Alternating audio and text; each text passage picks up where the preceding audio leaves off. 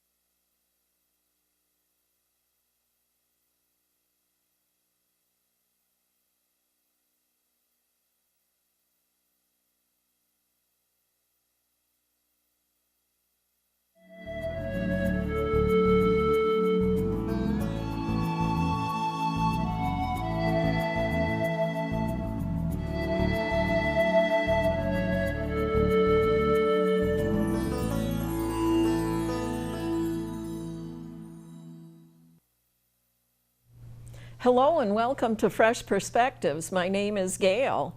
Now, I think it was a little over 2 years ago, I had a man on, and he had a pretty awesome talk. He talked about curing himself of heart disease by changing his diet. And I've managed to get him on again, and that's who I'm interviewing today. His name is Mike Leach. And we're going to be talking about a dietary approach to autoimmune disease. It's nice to see you again and have you on Fresh Perspectives again, Mike. Well, good to be here. Yeah. Now, tell us about yourself. For those who maybe didn't see your other episode, the one that you were on before, tell us a bit about yourself, like who you are, what you do, and why the interest in health, and what's your past and present. Okay. So my career was as a postal clerk in the Jamestown Post Office primarily, and I'm retired at this point. Mm-hmm. Okay.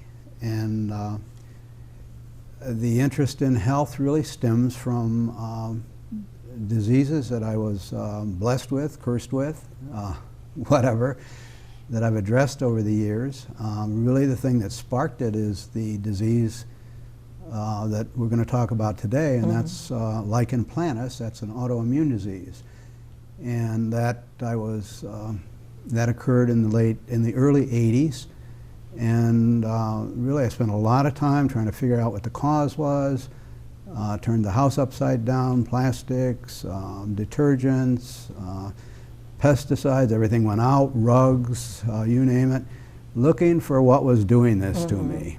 And so I consequently developed an interest in reading, and did a lot of reading then, and subsequently subscribed to a lot of medical newsletters and read books and stuff like that. And so that's kind of the health history. I have glaucoma at this point, the heart disease we talked about, and you're very right, Dean Ornish and Caldwell Esselstyn contributed to the reversal of that. That was almost a 4-year process. And for those who don't know, these are regular medical doctors who actually believe that people should eat a whole foods plant-based diet. Absolutely. And so I made a kind of a permanent change. This was in '04. And in addition to the lichen planus and that, what else I have? I have glaucoma, I mentioned. We have a family history of coronary artery disease, followed by dementia in the family. So I'm kind of proactive in wanting to avoid, you know, the dementia that comes along. I made a permanent change into a whole food plant-based diet,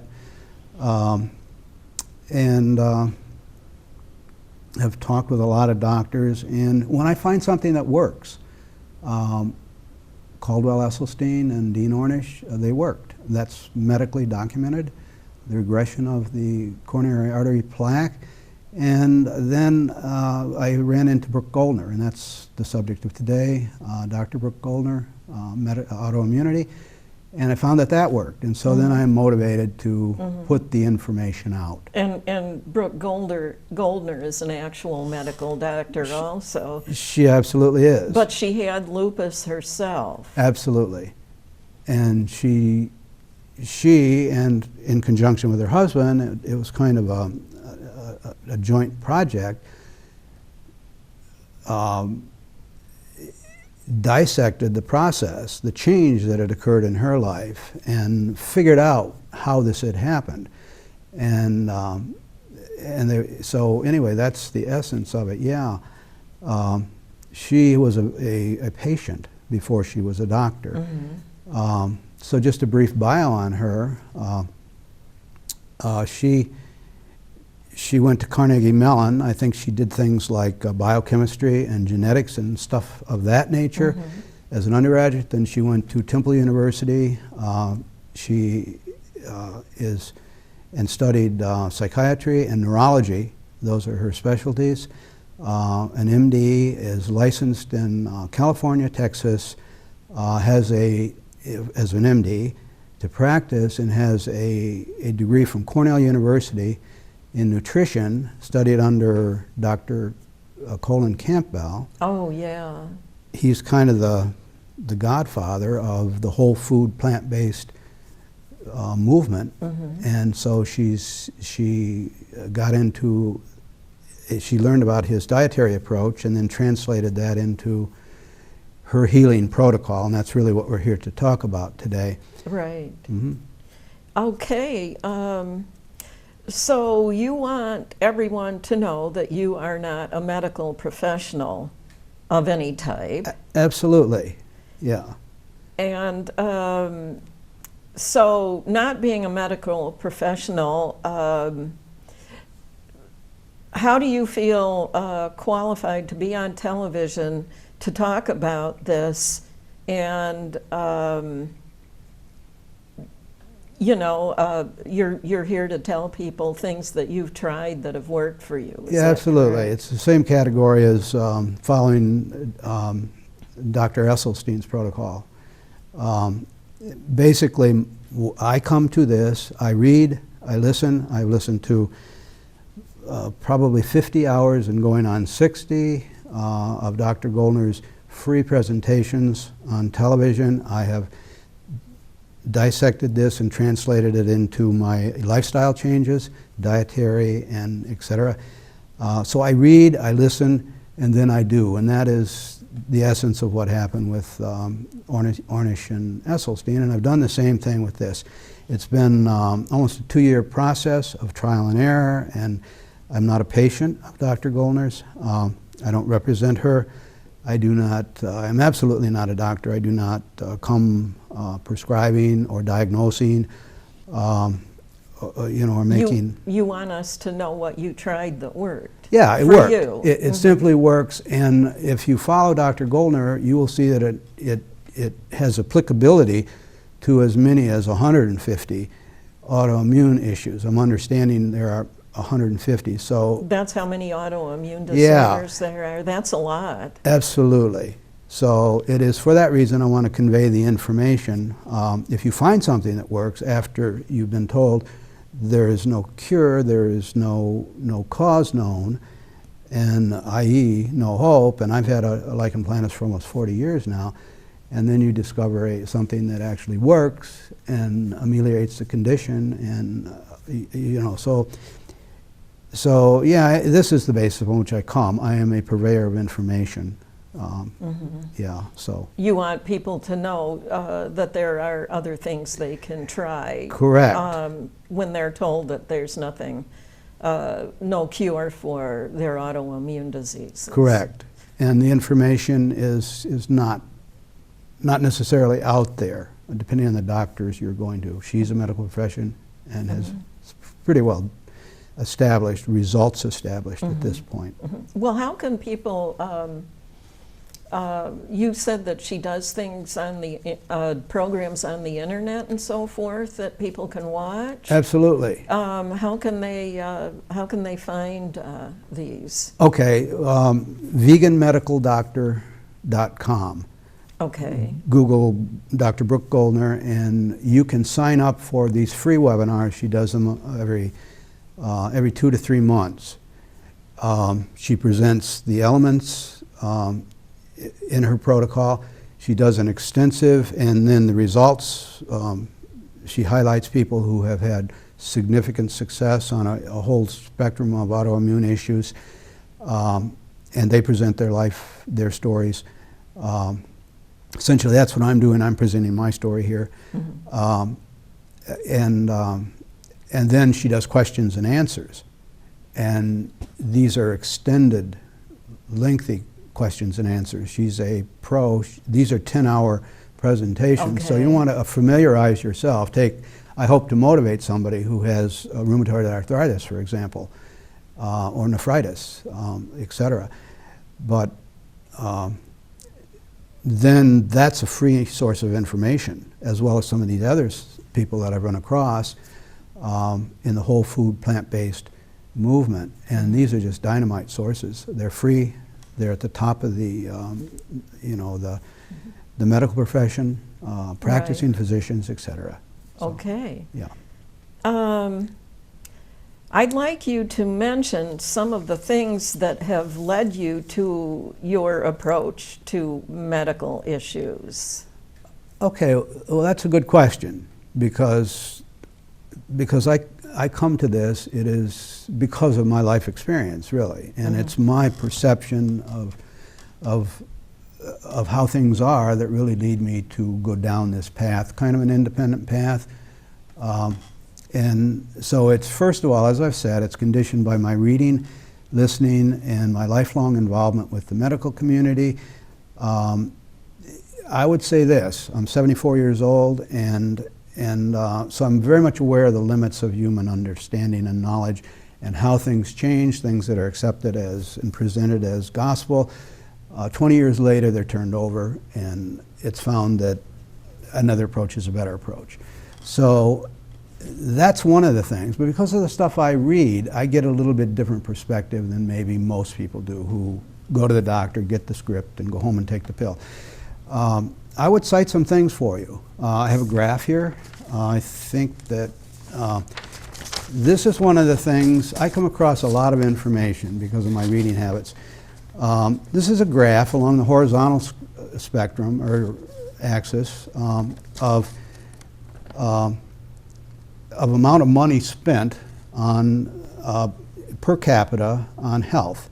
And the United States spends roughly twice $9,200 or $9,100 a year per person. And these other countries, these are developed countries, and they are like Britain and Canada, Germany and Japan and Switzerland, roughly twice the money. And coming up the left, or the vertical axis, you have longevity, and they're living 3 to 6 years longer than people in this country are. We're spending twice the money, and they're living longer. So that sends out an alarm bell, and so maybe we should look at what they're doing. Mm-hmm. And that's the takeaway from that. But that's one of the things that I read. For example, I come across this kind of information. The World Health Organization lists the United States out of the top 17 developed countries as number 17 in terms of health outcomes and longevity and everything that goes into that.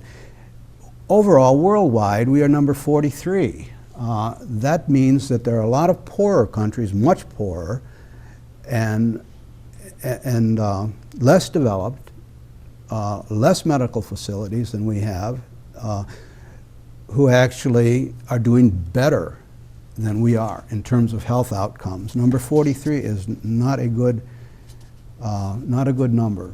Okay, we should be number 1 for what we have going on in this country. We spend 17% of GDP. That's a lot of money. We have the largest economy in the world. 17% of GDP goes into the health, the medical industry. Okay, so that tells me maybe there's another way, maybe something is not working and functioning in this, and so that raises an alarm issue in my mind, or a cautionary. So why do you think this situation exists in healthcare? Well, okay, it exists because that's the way it's come to be. That's essentially what's happened, and it's A way of business has been, doing business has been established. Yeah, exactly. And there are several, there's 4 or 5. Last time we talked, you asked me a similar question. I said, well, I really don't understand what's going on. I'm getting the picture and the participants and the players together.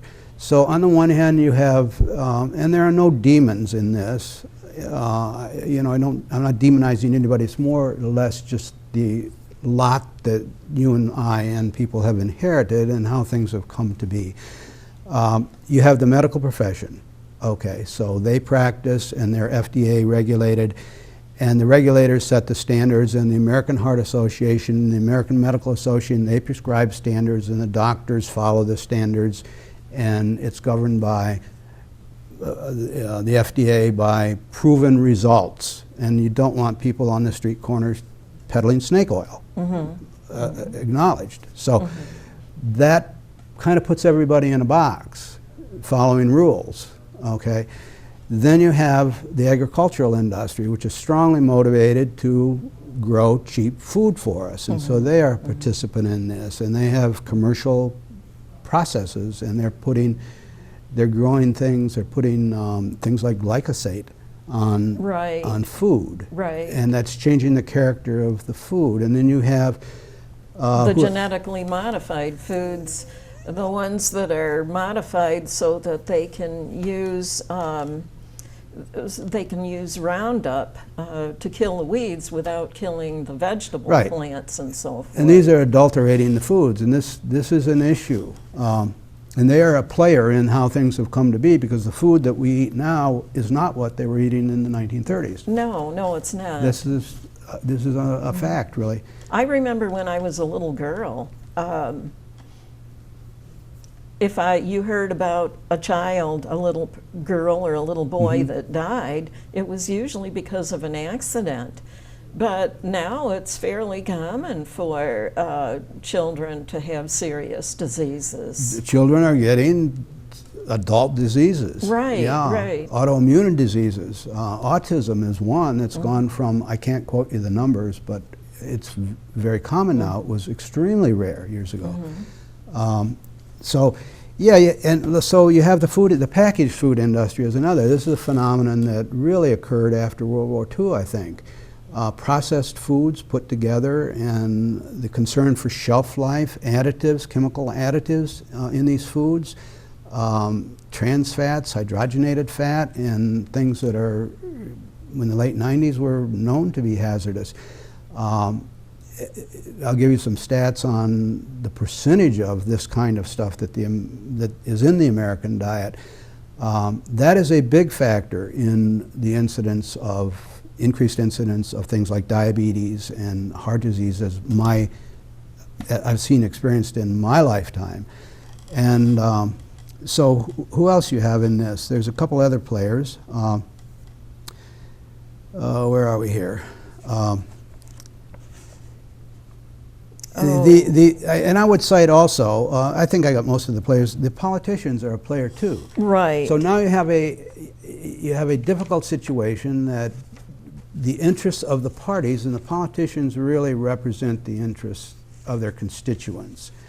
And it's not an easy problem to solve if you're talking about, even if the science is there, if you're talking about 17% of GDP going to the medical profession, and now you're talking about the agricultural industry, and you're talking about adding in the food processing industry.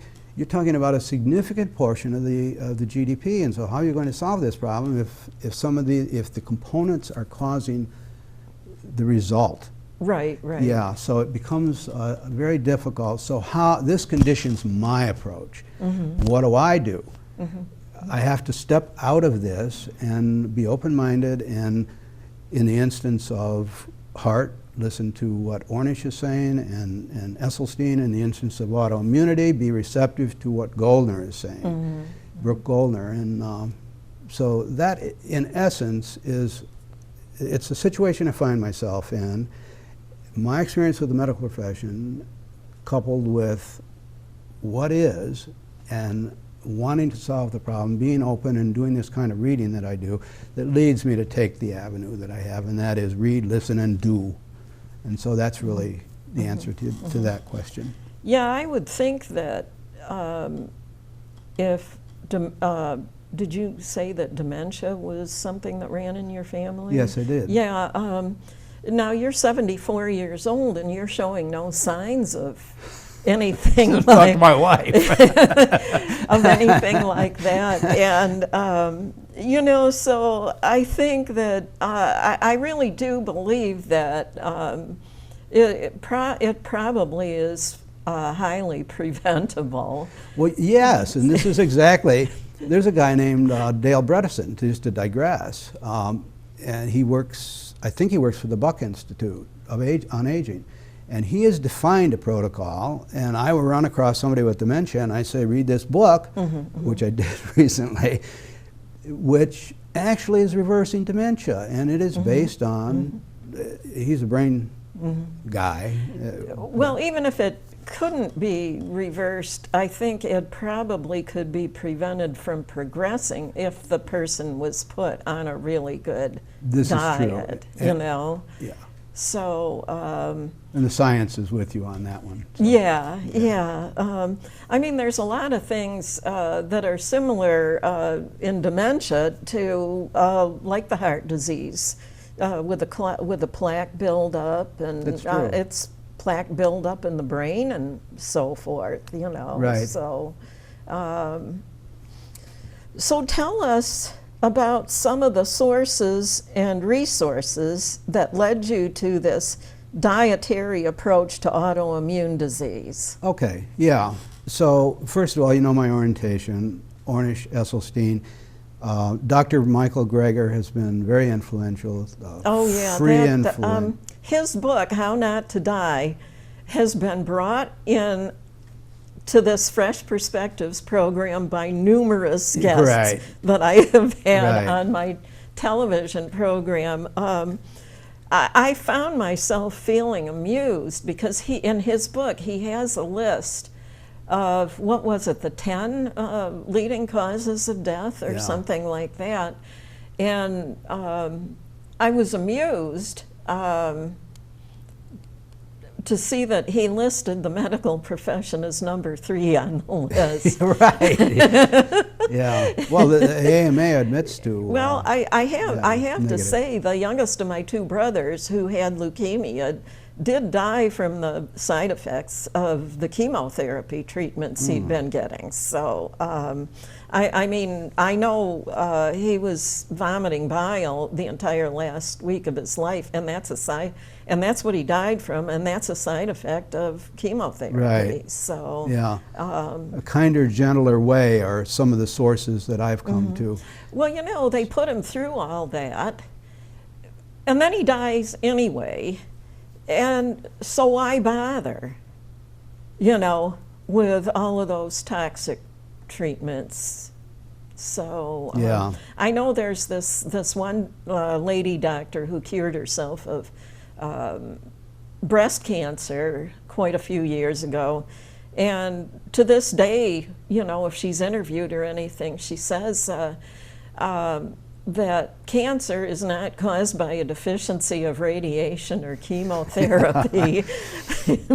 Right. So, but anyways. So one thing I want to say is the primary source on this discussion is Dr. Brooke Goldner and her husband, Thomas Tadlock, and they jointly unraveled this autoimmune puzzle. And she did cure herself. She has a best-selling book called Goodbye Lupus, and now she has recently published another Goodbye Autoimmune.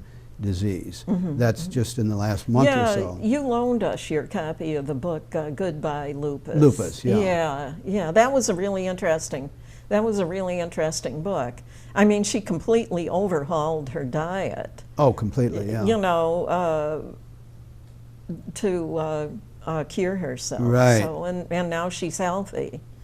Exactly so, and for 14 years, and yeah. So anyway, those are the two. I mean, she is the source of the information. I've gotten it off of her webinars, her YouTube videos, her husband's book, Miracle Metabolism, Thomas Tadlock, and her two books, and that's the essence of what I have to say. So. And what is her protocol that purports to prevent and reverse lupus and other autoimmune diseases with supermarket foods? With supermarket foods, right. Yeah, so it's based really on two principles. First of all, it's founded in, she was, what did I say, in school, she, in college, biochemistry was something she studied. Okay, I think her undergraduate work was in that. So it's really based upon the biochemistry. I'm going to show you this, this picture here, which is an abbreviation of a picture that she puts out. And so it's based upon this. This is the biochemistry of the immune system, okay? And I'll explain it very briefly. At the top you have, and down this half, are the components that make the pro-inflammatory aspects of the immune system. They are the components that send out the signals to respond to a threat, if there's a bacteria or a virus or an injury. And they are made from, at the top, fatty acids, omega-6 fatty acids. And this is the pathway that they're transformed from the raw ingredients, which are the foods. We get them from the foods, fats, and they're transformed enzymatically from these foods by these enzymes all the way through, but down here, into these components of the immune system, these aspects of the immune system that upregulate the inflammatory response. The immune system is comprised of basically two components. The components that upregulate the inflammatory response, and then the ceasefire messages that tell the immune system to back off, the threat has passed. And they are fed by the omega-3 fatty acid pathway. The omega-3s are a designation of a type of fat, and they come from chia and flax. And the first thing to note about this is that Americans do not eat a lot of chia and flax. Until I met Dr. Goldner, I had not really even been too much aware of chia and flax. But they actually make these components of the immune system which down throttle the immune response and turn it off. The essence of this is that the immune system has two parts and they need to be balanced. If one is grossly out of proportion, up throttle too much, then you get a response, an over response to threats that come in, and they continue, the inflammation is created and it turns into chronic inflammation. That leads to an inability of the body to handle the threat. It's kicked over into another part of the immune system. I think they call that the innate immune system. Antibodies are formed to this pathogen, and the body then gets eventually confused and forms autoantibodies, and that's attack on itself, self-attack. So that's kind of an overview, pardon to the biochemistry professors for my lack of understanding, but that's the essence of what her protocol is founded on. It's founded on immune system biochemistry. The thing to understand about this is that this is understood by the medical professionals and the pharmaceutical industry, and they intervene at this level at the COX-1, COX-2, and LOX5 level. These are enzymes, and they develop drugs that are familiar to us that down-throttle the production of these pro-inflammatory components. All right? So COX-1, for example, is nothing other than aspirin and ibuprofen. COX-2 would be Celebrex and Vioxx. One was removed because it was found to be hazardous some time ago, but these interfere with the production of this component in the immune system, PGE2.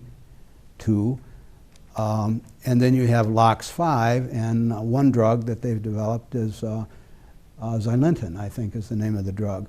So they're interfering here, and what Goldner is doing, capture the big picture, is she is backing this up, and she is interfering by eliminating the cause and introducing healing foods, chia and flax.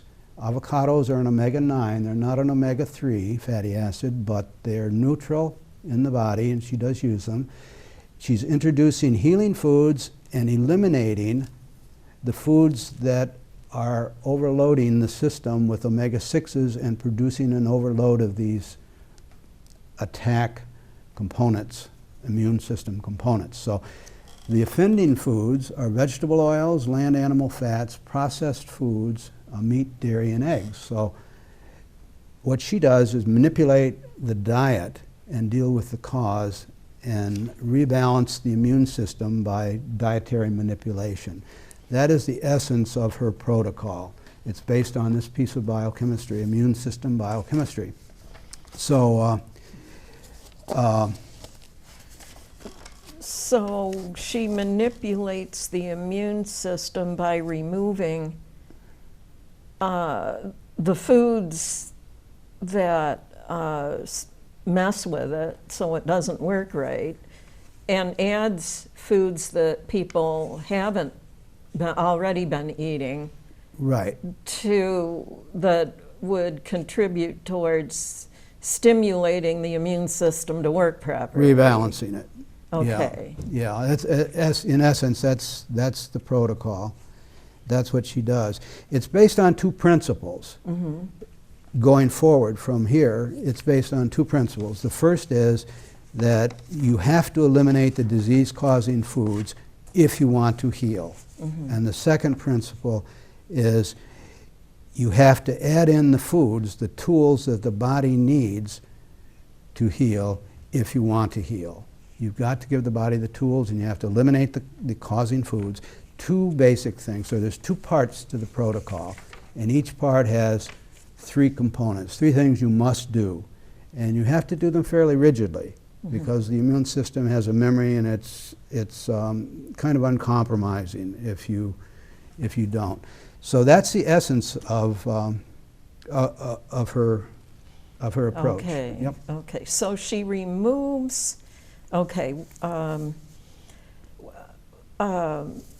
I guess you've already. I'm on number 6 here, where it says, "What does science tell us above these?" Yeah. I think that's what you just went over, right? No, not really. Oh, okay. Okay, what does science tell us about these pro-inflammatory immune system components and chronic inflammation, and how does Dr. Goldner go about her dietary manipulation of the immune system? Okay.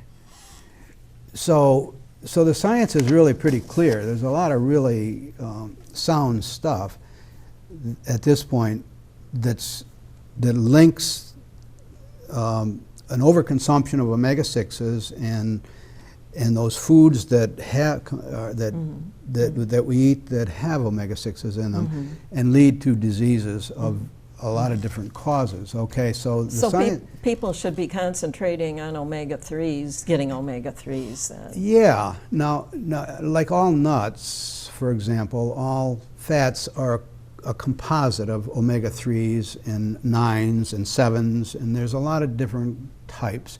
But the truth of the matter is the standard American diet is overladen with processed foods and oils and meat and dairy and eggs and things that are way overweighted with omega-6s, consequently throws the immune system out and biochemistry, body biochemistry out, and provokes diseases. Not only autoimmune, but these things have been linked rather conclusively, in fact conclusively in my opinion, to cancer, diabetes, heart disease, saturated fat, trans fats, and these kinds of things don't do well in the body. And the science is really pretty conclusive in this, and this is the character of our eating. So I can mention some of the science. Okay. That's what I need to do here. It's the upregulation of those enzymes where the medical profession intervenes, and the overload of 6s that you get in these things. And dairy, for example, has casein in it. And Dr. Colin Campbell learned from his China study work how to turn cancer on and off simply by introducing casein in. Casein is in dairy and taking it out and turning it off. Right, right. And so the Mayo Clinic has a very, very large study, 1.5 million people. It's a meta-analysis of many studies. They found the more meat, the more of these dairy products you eat, the shorter your lifespan. There's a one-to-one, an inverse correlation between consumption of those things and how long you live. That's a large study. WHO, the World Health Organization, has classified processed meat as a class 1 carcinogen. That's the same category as cigarettes and asbestos. Right, right, yeah. Processed meat would be hot dogs, bologna, class 1 carcinogen, okay? Right, so this is I think the science is in on this. Yeah, that's pretty serious. You know, being as toxic as cigarettes and asbestos, yeah. Yeah. That's pretty serious. Yeah, so that's a piece of science. The internet is full of this on diabetes. Saturated fat coats the muscles, interferes with the transmission, and consequently the blood sugar can't get in, the insulin is impaired, communication is impaired, and blood sugar builds up in the blood vessels. Diabetes, it's not the blood sugar, it's the fat. Right, right. Fat. It stands in the way of the insulin doing its job. Absolutely. You know, a lot of people have always believed that diabetes was caused by eating sugar, but it's really not. I mean, sugar's not good for you, but it's not what causes diabetes. Absolutely, yeah. Yeah, and of course, coronary artery disease is precipitated and driven by saturated fat. It plays a role in it. And the subject at issue is saturated fat, and it is leaky gut, which which is saturated fat covering the coating the intestine and interfering with food being digested and getting in, and the gut leaking toxic products into it, produces autoimmune disease, leads to an autoimmune response. So these things are pretty well understood, and omega-6s and overconsumption of animal products in any form cause and precipitate diseases. And I think that science has spoken on this issue. And once Dr. Goldner has removed the offending foods, what does she add in and why? Okay, before we get there, there's step 2 and 3. Oh, no, no. Oh, yes, so we'll back that up. Okay. So she eliminates processed foods as step 3. Meat and dairy and that stuff was 1. The next thing is processed foods, and the reason is that they are larded up with these very things. Saturated fat, chemical additives, omega-6s, polyunsaturated fats, things that extend shelf life. And 2 examples of the effect of these on health. One would be the island of Barbados, and the other is the Marshall Islands. The Marshall Islands have the highest rate of diabetes in the world, and Barbados has the highest rate of age-related macular degeneration. Oh, okay. Why? The populations outgrew the productive capacity of the land. They got away from the traditional diet, and they started importing their food, which is largely processed or overloaded with processed. They don't eat as many raw foods, vegetables and fruits as they traditionally did. This is the theory on why it's the dietary change that produced excess or increased diabetes and age-related macular degeneration. 40% of the population in Barbados has age-related macular degeneration, and in the entire medical literature between 1850 and about 1920, only 2 instances reported. So this is an epidemiological cause and effect, connect the dots. Right, right. But it would appear that diet is a culprit in these diseases. Right. Goldner eliminates processed foods. And the last thing she does is she eliminates oils. And why? Because oils are changed, and oils are largely omega-6s, which drive the pro-inflammatory pathway in the immune system. And they're not a whole food either. They're not a whole food. Yeah, exactly so. So those are the 3 steps that have to go if you're going to heal. Okay. Yeah. Okay, so shall we go on to question 7 now? Okay. Once Dr. Goldner has removed the offending foods, what does she add in and why? And could you summarize for us her healing protocol as you understand it and implemented it in your life? Yeah, sure. So once she gets rid of the bad guys, she adds in the tools that the body needs. And the first thing that she adds in are the greens, okay? Raw foods, raw vegetables, raw fruits, and in a ratio of 75% vegetables and 25% fruits. Fruits for taste, so that you can blend it, you can eat it in salads, you can eat it finger food, you can do it any way you want. I blended mine for the most part. I ate a lot of salads, I still do. Why the greens? It's because you want to give your body the raw materials that it needs to heal, and it needs vitamins and minerals and phytochemicals. They are plant-based chemicals that the body uses to function, to heal itself with.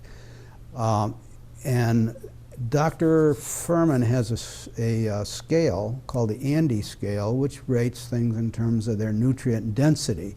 It turns out that the greens per pound, per ounce, per gram, no matter how, have the highest level of nutrient density in them of any food. So, and those greens are kale and collards, and they get like 1,000 on a scale of 0 to 1,000.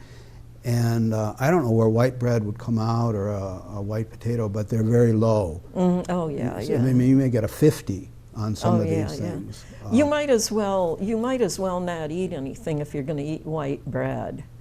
Yeah. Or refined white sugar. Yeah. It's no nutrients I mean, and calories. If that's all you were eating, you would starve to death. Right. And that's been proven in rat studies. Yeah, yeah. So, yeah, and so these foods like kale and collards and spinach, they are the crucifers basically. And it's a lot of them. Near as I could tell, putting it together, you're talking 10, 14, 12 ounces. That's a big package of kale. That's why you blend it and drink it. That because you couldn't eat it all. Yeah, it's hard to chew it all. We're recording this program in the second half of September, and we still have kale coming out of our garden. Super. You know, not lots of it anymore, but it's still coming in, you know. Yeah. So, I talked to, I talked to Carl about growing it myself. I don't know whether I would do it, but yeah, it's a phenomenal food. Oh yeah, It truly is. Oh yeah, yeah. Okay, so that's the first element that you have to add in. Okay, of the second part of her, add in what you need to heal, the greens. And the next step is the omega-3s. They're the things that our diet is really slighted on. And you get them out of chia and flax primarily. Chia has 42% omega-3s and flax 67. So you grind it. You have to grind it, otherwise it just goes right straight through you. Oh, right, right. The seeds do. Yeah, so that's the other one, and that's based on some pretty good science too. So I can tell you about that. Because what this does, the chia it's a flexible, a pliable, and a fluid kind of fat, and it goes into the cell membranes, and they become flexible and fluid. They can communicate and signal to one another. The omega-6s are, that's why they call it hardening of the arteries, because you get rigid and stiff. Oh yeah, yeah. Whereas the 3s are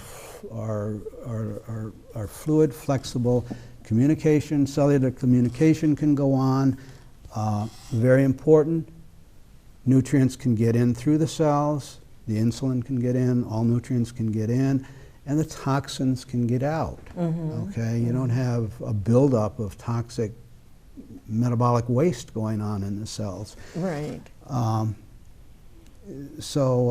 they turn off the ceasefire elements. As you eat these omega-3s, they form that part of the immune system which signal the threat's gone, so turn off the attack. And so that's another function they do. The omega-3s are really critical in this process, but you need all three, and you need it in the proportions that she defines in order to be successful in this, okay?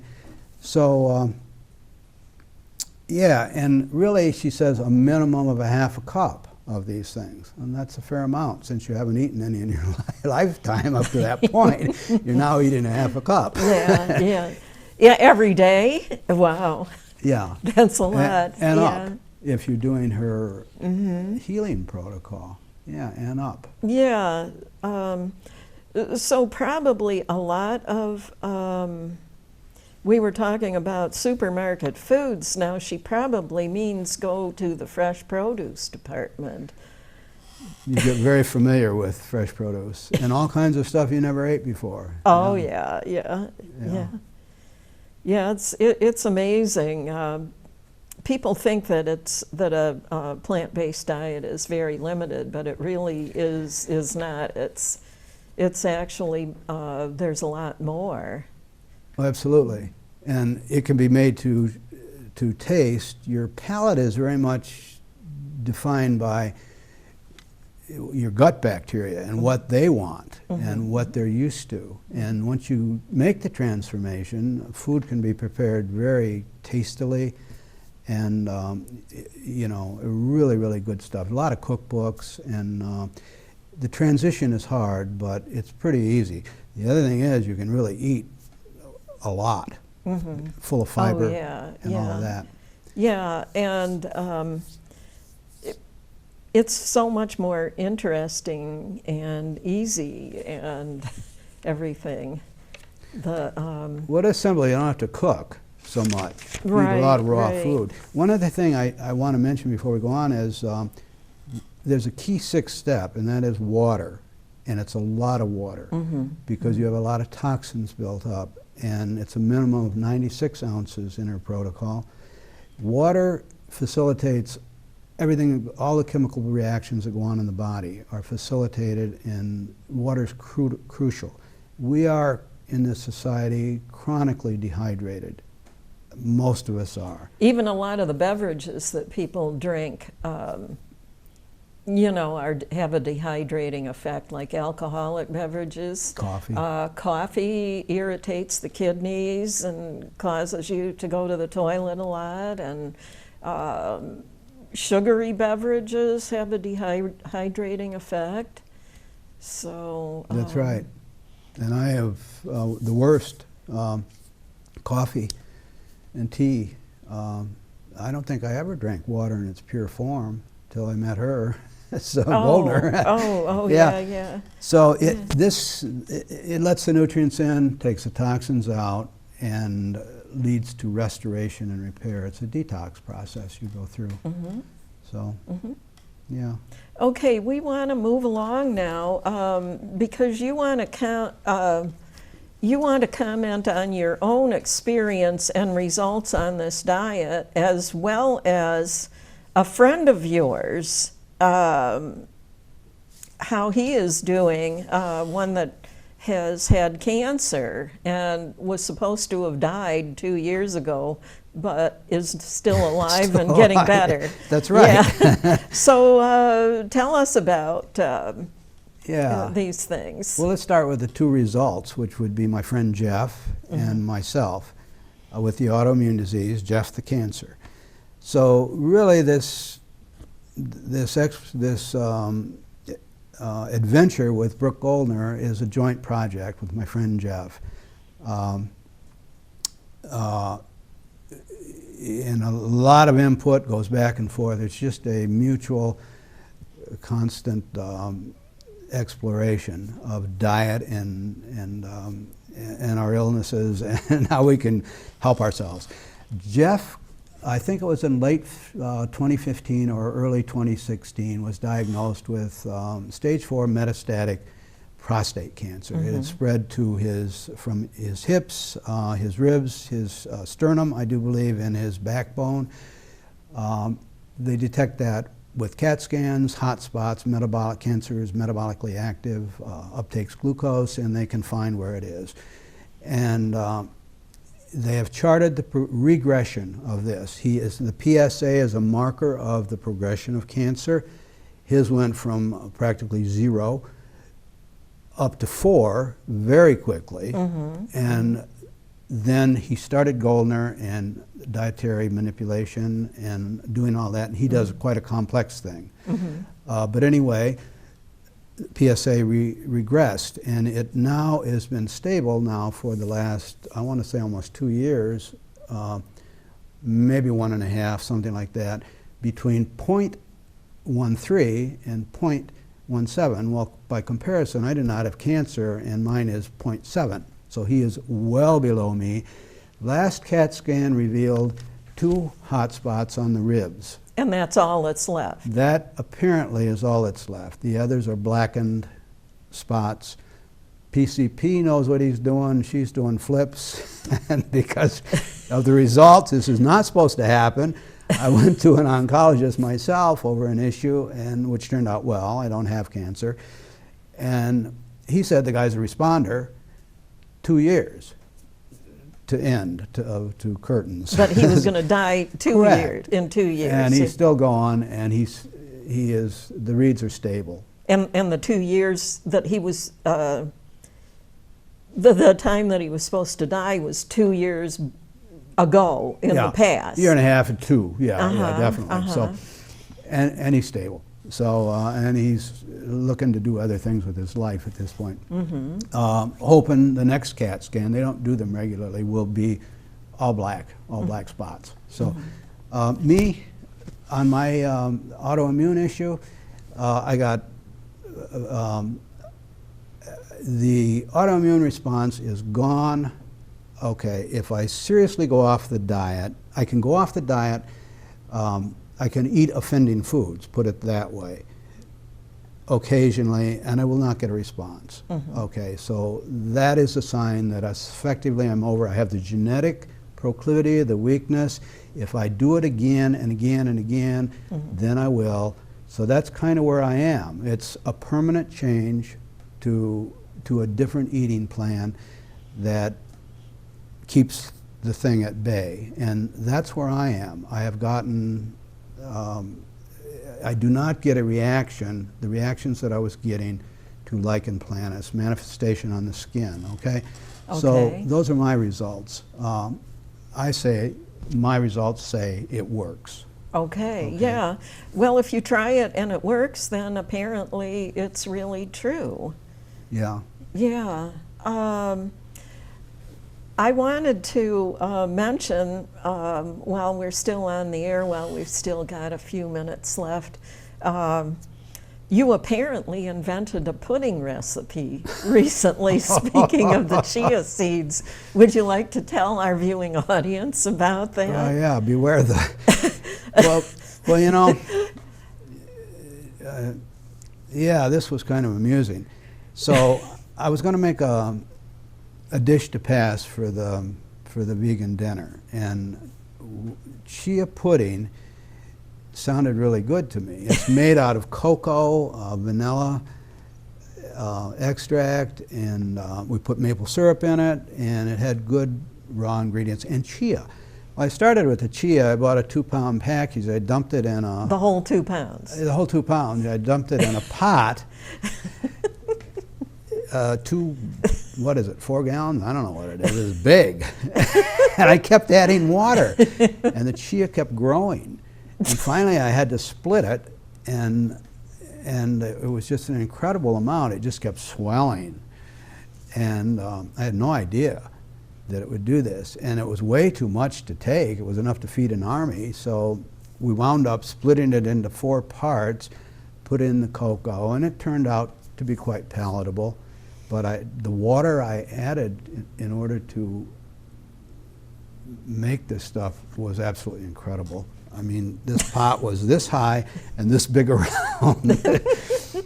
Yeah. Well, natural foods have a way of doing that, don't they? They have a way of growing. I had to, when you were describing how the chia seeds kept growing while you were adding more and more water, it reminded me of a movie that I think came out in the 1950s or something like that, and I think Steve McQueen might have been the lead character in the movie, but it was called The Blob. Do you ever? I remember, but I not the details. There was something that looked like Jell-O or something, and it was killing and eating people, and it would just get bigger and bigger, you know, as it kept eating people. And I'm not sure what they wound up doing with it at the end of the movie, but after you told me your experience with preparing the pudding, you know, it made me think of that. It made me think of that movie. And then Tracy DeMott was going around at the dinner telling everybody that we had to take some of the pudding because you had so much of it at home, you'd never be able to eat it all. So absolutely true. But anyway, that was kind of an amusing experience. But that's sometimes that's what happens when you weren't using a recipe, you were just inventing it. No, yeah. Yeah, so pretty much just eat food as it is. When you're going to be bringing something to you know, to feed other people at a public event, I guess you're not supposed to experiment. Right. Make something you've already made before. But anyways, I want to thank you for coming on. This has been a real eye-opener, you know, and I hope it helps a lot of people.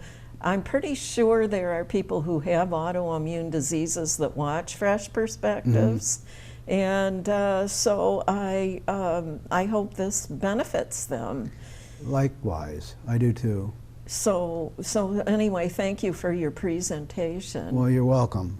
Yes, and thank you for letting me do this in the hope that people will, you know, who have these diseases will hear this and be inclined to investigate Brooke Goldner and take this approach, and also maybe come to the vegan dinners and share some food. You can really eat well and healthy. It's the most reasonable, reasonably priced dinner in town, as well as being the healthiest. The healthiest, absolutely. That is exactly a good description, and good fellowship.